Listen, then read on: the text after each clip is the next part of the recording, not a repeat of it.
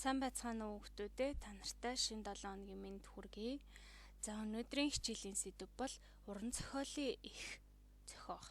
Тэгэхээр уран зохиолын ихийг өөрийн уран сэтгэмжээр зохиож сурцгаая. За ингийн тулд эхлээд уран зохиолын ихийнхаа онцлог бүтэц хэлбэрийг илүү сайн гүн гүнзгий судалж мэдцгээе. За уран зохиолын ихийн сэдэв гол санаа гэж юу хэлдэг вэ гэхээр уг зохиолчоос эхийг бичгээр сэдсэн санааг сэдэв гэдэг. Өөрөөр хэлбэл ихэд өгүүлэх тулгамдж байгаа асуудал. За энэ нь хөвчлэн жинхэнэ нэрээр илэрдэг бол эхийн гол санаа бол зохиолын төрсөн санааг гол үйл явдлаар төрсөлж гаргахыг хэлдэг. Өөрөөр хэлбэл сэдэв бүтээх зөрчил санаа гэхийн гол санааг нь. За энэ нь үйл үгээр илэрдэг. За уран зохиолын ихийн үүлгэтгүүн бүтцийг сэргээж санал, эхлэл, загналаа, өрнөл, туйл, тайлал, төсвөл гэж байдаг. Тэгэхээр энэ нь болохоор хүүрнсэн ихийн үйл явдал нь тодорхой орон цагийн дараалалаар өрнөдөг ба үйл явдлууд өөр хоорондоо хэрхэн холбогдож бие биеэ хэрхэн дагуулж байгаа уялдаад чанарыг баримталдаг. Тэгэхээр ихийн дараалал буюу өгүүлэгдэхүүн нь дараах байдлаар ингэж уялддгийг бид бүхэн мэднэ. За одоо харин уран зохиолын ихийн орчин гэж юуг хэлэх вэ гэхээр цаг хугацаа, газар орон, нөхцөл байдал, дөрүүдийн харилцаа. Тэгэхээр энэ болохоор зохиолын өрнөж байгаа орчин байх нь.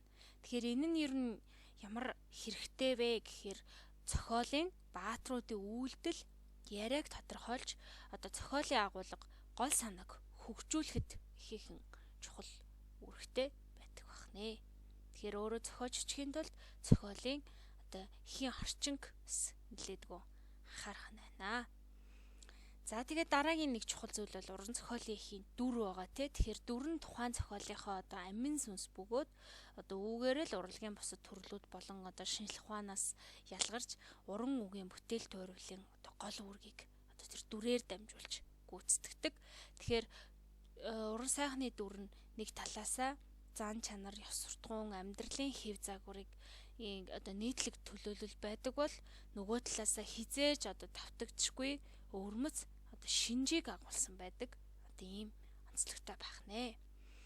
За уран зохиолын найруулгын онцлогийн хувьд болохоор амьдралын үннийг уран дүрээр илэрхийлэхийг зорддог бөгөөд хэлний мэдээллийн болон гой зүүн үүрэг хосолсон байдаг. Тэгэхээр уран зохиол бол дүр төрслийг үгээр гарган үзүүлэх зорилготой урлагийн нэг төрөл юм аа. Уран зохиолын найруулгад уран зохиолын бүхэл төрлөөр бичсэн болон зохиолчийн хувь хүний найруулга ордог. За онцлогийг тоочвол дүрслэх хэрэглүүр ихээр ашигладаг. За өвгийн сангийн бүх үгийг баатрын дүрийг тоттоход хэрэгэлдэг гэсэн үг. Тэгэхээр өвгийн сангийн хувьд ямар нэгэн зүйлийг хязгаарладаг. Тэгэхээр тухайн зөвхөн баатрын дүрийг тоттохдоо шүү. За тэгээд баймж чанар чухал нөлөөтэй. За өөрөөр хэлбэл тухайн зүйлд хандж байгаа хандлага те илэрдэг зүйл шүү дээ. За уран яруу сонсголонтой үг хэллэг ашигладаг. За тэгээ өгүүлэгчийн хэл, баатрын хэл заавал байдаг. За тэгээд тансаг, найруулга чухал байр суурь эзэлдэг ийм онцлогтой байх нэ. Тэгэхээр бүгдээрээ уран зохиолын их зохион найруулж ичгтээ дээрх зүйлсийг давтан нэлээд сайн судалж агаад уран зохиолын найруулгын онцлогийг тусгасан сайхан зохиолыг өөрийн уран сэтгэмжээр зохиож бүтээж сурцгаая. За анхаарал хандуулсанд баярлалаа хүүхдүүд.